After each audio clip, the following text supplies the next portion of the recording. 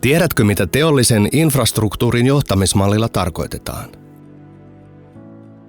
Se on malli, jolla teollisten toimijoiden yhteisiä infrastruktuurihyödykkeitä hallinnoidaan ja kehitetään. Kyse on vastuunjaosta.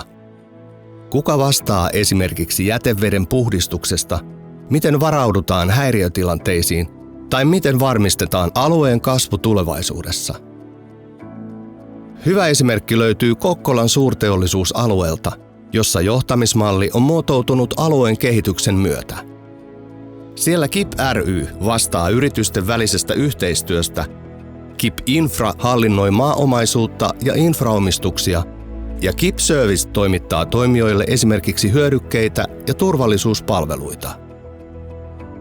Toimintaa kehitetään jatkuvasti myös yhteisissä työryhmissä sekä kaupungin ja yritysten keskustelufoorumeissa.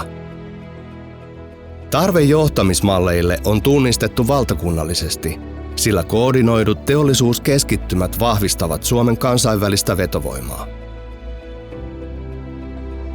TEINTO-valmisteluhankkeessa selvitettiin nykytilaa haastattelemalla 10 teollisuuskeskittymää ympäri Suomen.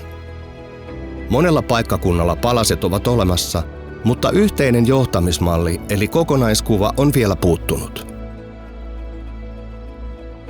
Johtamismallien tarve on siis tunnistettu.